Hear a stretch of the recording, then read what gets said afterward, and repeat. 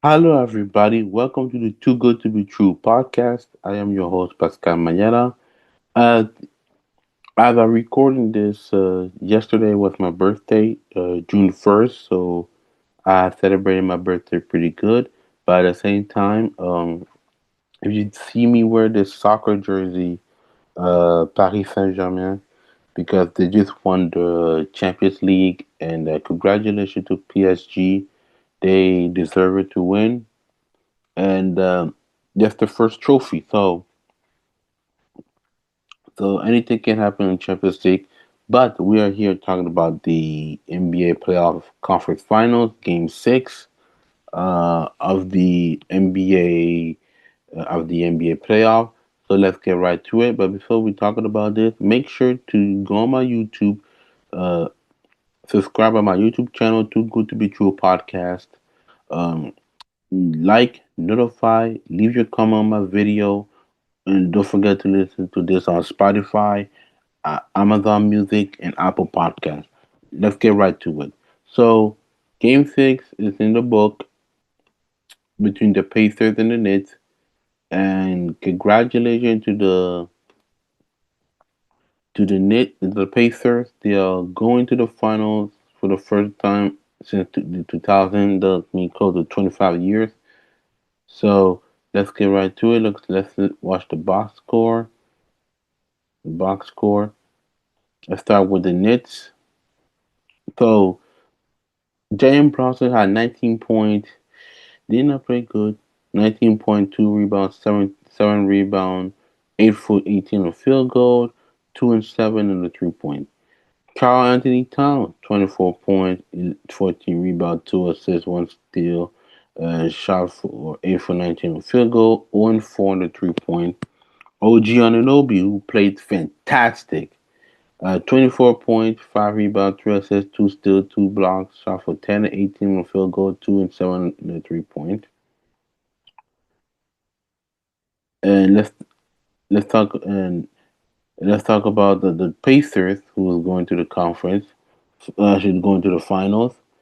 Uh, Tyrese Halliburton, 21 points, 6 rebounds, 13 assists, 3 steals, one block, shot for 9-17 in the field goal,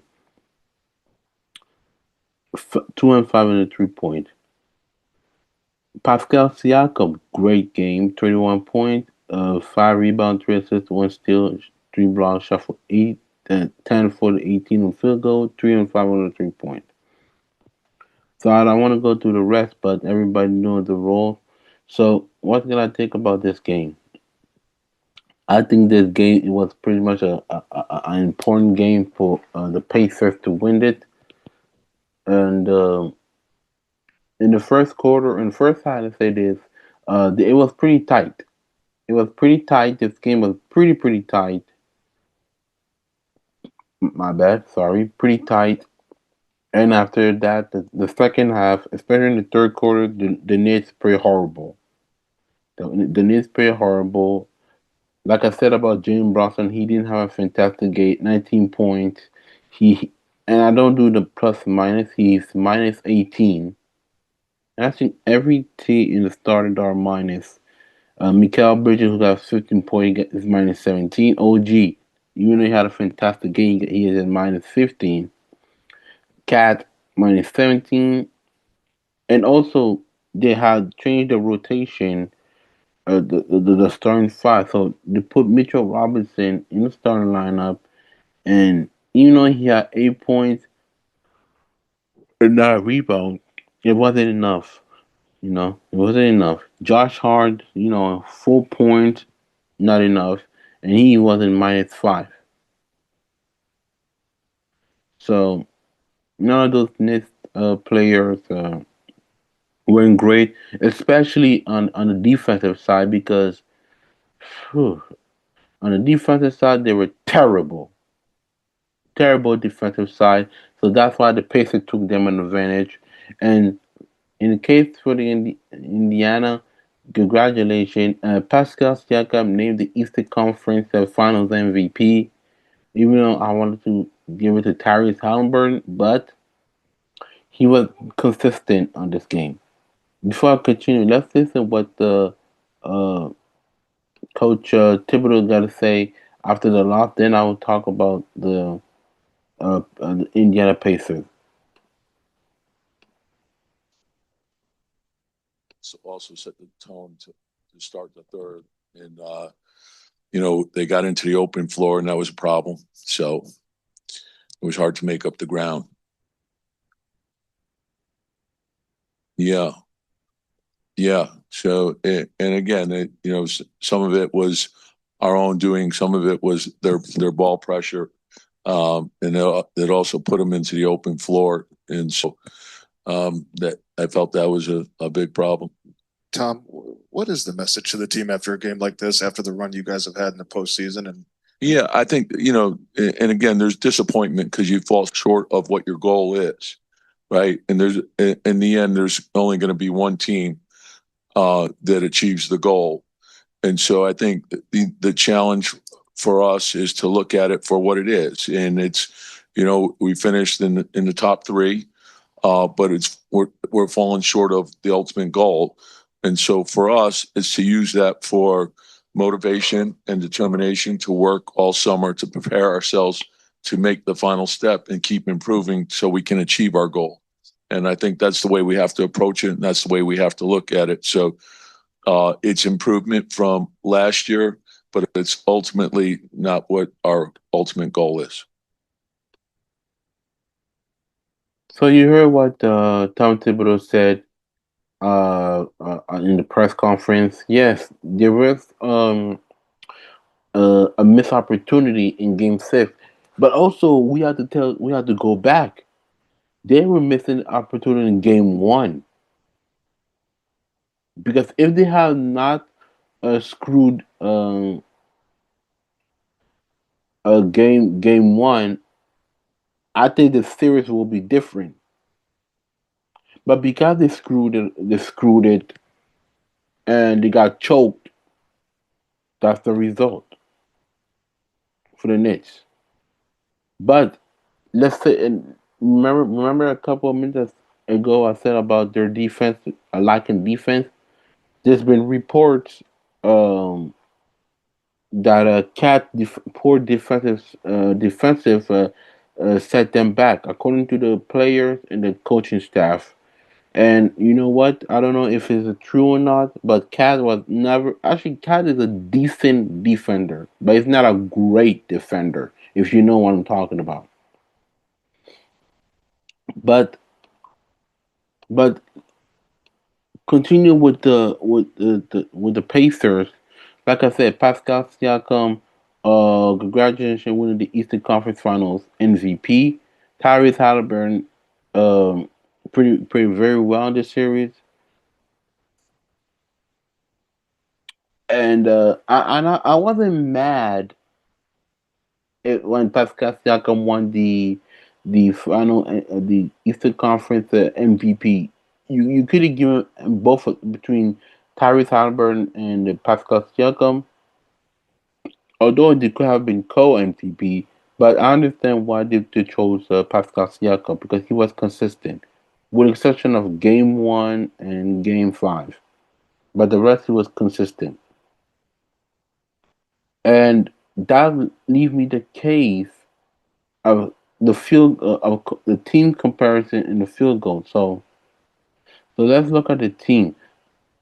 A field goal Pacer 54% compared to the Knicks 47%, 51% over the Knicks 28% the 3 point.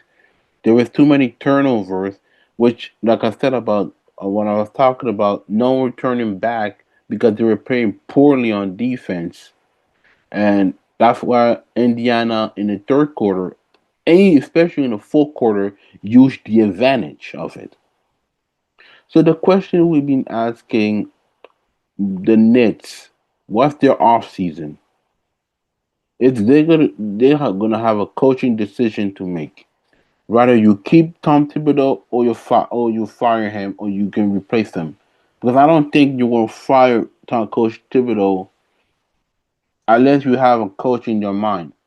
because I do not think so that I don't think that uh they're gonna fight Tom Thibodeau.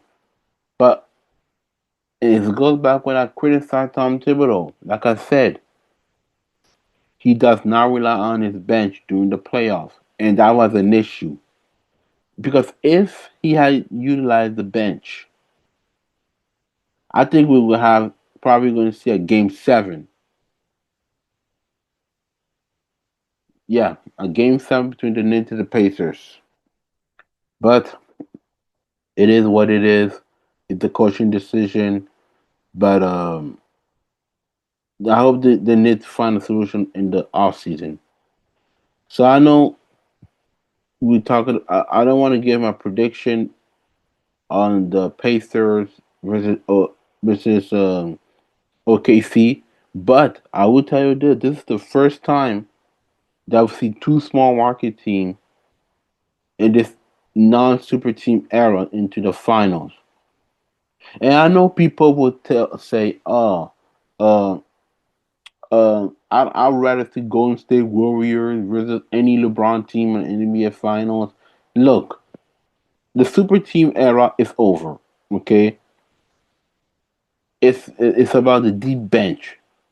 And also, I'll tell you what. I know the casual fan don't like to hear this, but I'd rather see a Pacers versus a OKC versus than a other than a Warriors versus uh any team in the East because it's more entertaining. And also, you have the number one defense on OKC versus the number one offense on the Indiana Pacers. So it will be very, very, very entertaining in the NBA Finals. So I don't want to give my prediction, but I would do what I will do is I will probably do a record a pod my prediction between OKC and the Pacers, and then the prediction will start. But that being said, I just want to address this as something because I was listening Brian Windhorst podcast a couple hours ago. He said about the Pascal Siakam when they traded him to the Pacers and the Raptors. My Raptors had Brandon Ingram. Look, I will say this, and I'm just gonna say this.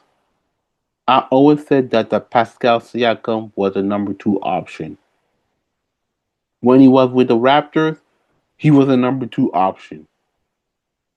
When they decided to put Pascal Siakam in the number 1 option, he wasn't. I wouldn't say he wasn't great. He was good, decent. But you know that Fred VanVleet was the number 1 option when Kyle Lowry left. So Fred VanVleet was the number 1 option over Pascal Siakam, and he wanted a max contract, and I understand why Masai Ujiri did that because he's looking to the future of this Toronto Raptors. And I know people say that they should have built around him. Not really. You just drafted Scotty Barnes, and Scotty Barnes is the future. You trade Pascal Siakam pretty much for Bruce Brown and a couple of draft pick protected, I believe. And you get RJ Barrett for OG Anunoby. No, you get you traded OG Anunoby for RJ Barrett, and I said this, the Raptors will be fine.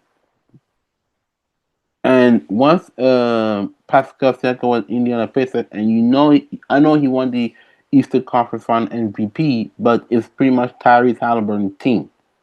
So that's how I want to address. But thank you very much for listening to this short recorded podcast. I will record another video of my NBA prediction between the Pacers and the OKC. But make sure to follow me on social media on um, X, formerly Twitter, at Belly versus PMM, Instagram Pascal underscore Mayala underscore 15, and and threads. Follow me on Facebook, Pascal Mayala, and I just celebrated my birthday, my 32th birthday. My birthday is in June 1st, June 1st. So that was my birthday.